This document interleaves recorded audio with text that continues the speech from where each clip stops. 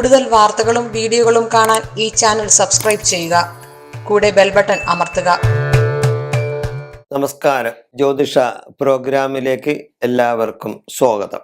എൻ്റെ ഇന്നത്തെ ജ്യോതിഷ സംബന്ധമായ വിഷയം ദേഹത്ത് കാക്ക കാഷ്ടിച്ചാലുള്ള ഫലം.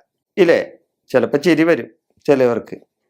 ദേഹത്ത് കാക്ക കാഷ്ടിച്ചാൽ എന്താണ് ഫലം എന്ന് ചോദിക്കും. ചിലവർക്ക് ഇങ്ങനെയുള്ള അനുഭവങ്ങൾ ഇല്ലാത്തവർ വളരെ അപൂർവമാണ്.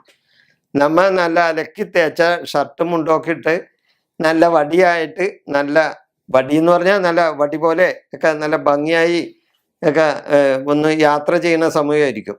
ഏത് റോട്ടിൽ കൂടി നടന്നു പോകുന്ന സമയത്തായിരിക്കും ചിലപ്പോൾ ഒരു കാക്ക നമ്മളെ കാഷ്ടിക്കുന്നത്. ഇല്ലേ, തീർച്ചയായിട്ടും പലർക്കും ഇങ്ങനെയുള്ള അനുഭവം ഉണ്ടായിട്ടുണ്ട്. ഇത് എനിക്കൊക്കെ ഉണ്ടായിട്ടുള്ള അനുഭവമാണ്. എന്തുകൊണ്ടാണ്? അപ്പൊ ചില സമയത്ത് ചില നക്ഷത്രങ്ങളിൽ ഇങ്ങനെ കാക്ക കഷ്ടിച്ചാൽ, നമ്മുടെ ശരീരത്തിൽ കാക്ക കഷ്ടിച്ചാൽ ദുരാനുഭവങ്ങൾ ഉണ്ടാകാനുള്ള ഒരു നിമിത്തമായിട്ട് അതിനെ വേണമെങ്കിൽ കാണാം. ഇല്ലേ, ഈ കാക്ക ഒരു കാക്കനെ നിങ്ങൾ നിരീക്ഷിച്ചിട്ടുണ്ടോ? ഇങ്ങനെ ചെയ്യുന്ന കാക്കകൾ.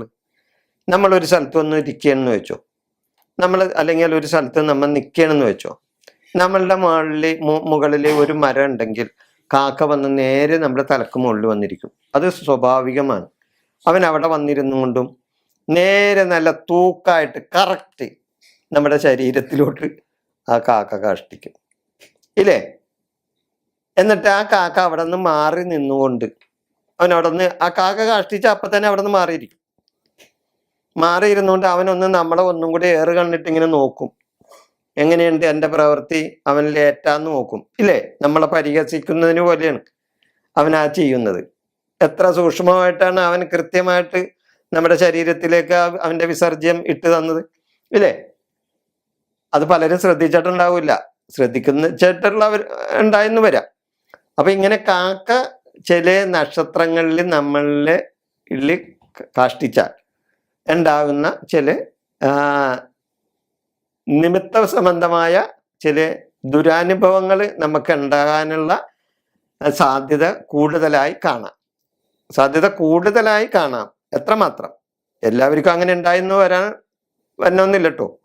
അപ്പൊ അതുകൊണ്ട് ഏതൊക്കെ നക്ഷത്രത്തിൽ ഇങ്ങനെ കാഷ്ടിച്ചാലുള്ള ഇത് ഞാൻ പറയാം. അതായത് പൂരം, പൂരാടം, പൂരുരുട്ടാതി, ഭരണി, കാർത്തിക, തിരുവാതിര, ആയില്യം, തൃക്കേട്ട, ഈ നക്ഷത്രങ്ങളിൽ കാക്കകാഷ്ടം നമ്മുടെ ശരീരത്തിൽ വീണാൽ നമ്മൾക്ക് അത് ചില ദുസൂചനകൾ തരുന്നതിൻ്റെ ലക്ഷണമാണ്. അതായത് ദുസൂചനയാണത്, നമുക്ക് വരാൻ പോകുന്ന ചില ദുസൂചനകളാണത്.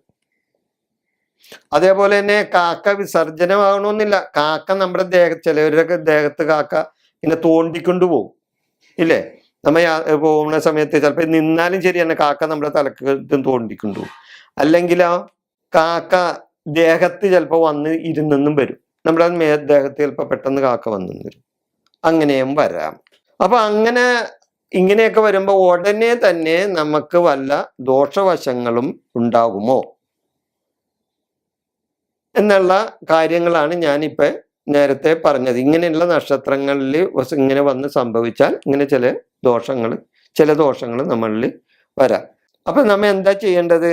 അപ്പൊ ഈ നക്ഷത്രങ്ങളല്ലാണ്ട്, ഞാനിപ്പൊ നേരത്തെ പറഞ്ഞ ഈ നക്ഷത്രങ്ങളല്ലാതെ 27 നക്ഷത്രം ഉണ്ടല്ലോ, അതിൽ ഈ നക്ഷത്രത്തിൽ മാത്രം കാക്ക കാഷ്ടിച്ചാൽ നമുക്ക് ദുരാനുഭവങ്ങൾ ഉണ്ടാവുള്ളൂ. അല്ലാത്ത നക്ഷത്രങ്ങളിൽ വന്ന് കാക്ക കാഷ്ടിച്ചാൽ തീർച്ചയായിട്ടും നമുക്ക് ഗുണങ്ങളുണ്ടാവും. ഞാൻ പറയണേ മനസ്സിലാക്കണം. അതായത് ചില നക്ഷത്രങ്ങളിൽ കാക്ക കാഷ്ടിച്ചാൽ നമ്മൾക്ക് ദുരനുഭവങ്ങളും, ചില നക്ഷത്രങ്ങളിൽ വന്ന് കാക്ക നമ്മളിൽ കാഷ്ടിച്ചാൽ നമ്മൾക്ക് ഗുണാനുഭവങ്ങളും ഉണ്ടാവും. അത് ദോഷാനുഭവങ്ങൾ ഉണ്ടാവുന്ന നക്ഷത്രങ്ങളാണ് ഞാൻ പറഞ്ഞത്. അതുകൂടാതെ പറയാത്ത നക്ഷത്രങ്ങളിൽ എന്ന് വെച്ചാൽ നമുക്കതിന് ഗുണങ്ങളും ഉണ്ടാകാനുള്ള സാധ്യത കൂടുതലായി കാണാം.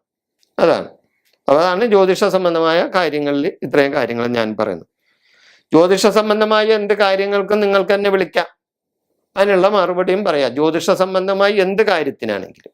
അപ്പൊ ഈ പറഞ്ഞ ഈ നക്ഷത്രങ്ങളിൽ വന്ന് ഇങ്ങനെ സംഭവിച്ചാൽ അതിന് ആ ദോഷം തീരാനൊരു മാർഗമുണ്ട്. അത് ചെയ്താൽ മതി. അത്ര വലിയ ഇതൊക്കെയുള്ള കാര്യമൊന്നുമില്ല. അതിന് പോയി ക്ഷേത്രത്തിൽ പോയി വഴിപാടൊന്നും നടത്തണ്ട. എന്താ ചെയ്യേണ്ടത്? ഉടനെ തന്നെ യാത്ര പോകണമെങ്കിൽ പെട്ടെന്ന് നമുക്ക് വീട്ടിൽ തിരിച്ചു വരാൻ പറ്റില്ല, അല്ലെങ്കിൽ പോകുന്ന സ്ഥലത്ത് അതിനുള്ള സൗകര്യം ഉണ്ടെങ്കിൽ ഉടനെ തന്നെ സജേല സഹിതം, അതായത് ആ ഉടുത്ത വസ്ത്രം സഹിതം നമ്മൾ ഒന്ന് കുളിക്കാം. നമ്മ മൊത്തം നമ്മുടെ ആ ഉടുത്ത വസ്ത്രത്തോടെ ഒന്ന് കുളിച്ചു കഴിഞ്ഞാൽ തീർച്ചയായിട്ടും ആ നക്ഷത്രങ്ങളിൽ നമുക്ക് വന്ന ദോഷങ്ങൾ നമ്മളിൽ നിന്നും വിട്ടകന്ന് പോകും. അതാണ് അതിൻ്റെ ശരി. ഈ കാക്ക എന്ന് പറഞ്ഞ് ശനീശ്വരന്റെ ഇതാണ് കേട്ടോ. കാക്കനെ നമ്മൾ വെറുതെ കാണരുത്. നമ്മുടെ പൂർവികരുടെ ഇതാണ് ആയിട്ട് കാക്കയെ കാണാം, ഇല്ലേ? പിതൃക്കളുടെ രൂപമല്ലേ കാക്ക.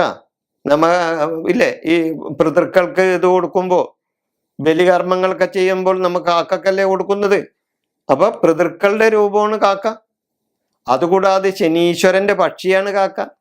അപ്പൊ കാക്ക ദേഹത്ത് കാഷ്ടിച്ചാലുള്ള ആ ചില അനുഭവങ്ങളാണ് നമ്മൾ മനസ്സിലാക്കേണ്ടത്. അതും കൂടി നമ്മൾ ഒന്ന് കാണണം. ഇതിനെ കളിയാക്കുന്നവരുണ്ടാ. അതിപ്പോ എന്ത് കാര്യത്തിലാണെങ്കിലും നമ്മെ കളിയാക്കുന്ന ഒത്തിരി ആൾക്കാരുണ്ട്. ഏത് വിഷയത്തിലാണെങ്കിലും അതിനെ നെഗറ്റീവായി ചിന്തിക്കുന്ന ചില ആൾക്കാരുണ്ട്. ചിലവര് പോസിറ്റീവായും കാണും. അപ്പൊ അത്രേ ഉള്ളൂ അതിൻ്റെ അകത്ത് കാര്യം. അപ്പൊ ഇതൊരു നിമിത്തമാണ്, ഇല്ലേ? ആ നിമിത്തമായിട്ട് നമുക്ക് വന്ന് സംഭവിക്കുന്ന കാര്യങ്ങൾ. അത് ജ്യോതിഷത്തില് ഇങ്ങനെയുള്ള ഒരു കാര്യങ്ങളുണ്ട്. നിമിത്തശാസ്ത്രം എന്നാണ് അവർ പറയണത്. ജ്യോതിഷ സംബന്ധമായി നിമിത്തശാസ്ത്രത്തില് പറയുന്ന ജ്യോതിഷത്തിന് 6 അംഗങ്ങളാണുള്ളത്. അതിലെ ഒരു അംഗമാണ് നിമിത്തം. ആ നിമിത്തമായിട്ട് നമുക്ക് വന്ന് സംഭവിക്കുന്നതാണ്. എല്ലാവർക്കും എൻ്റെ വിനീതമായ നന്ദി, നമസ്കാരം.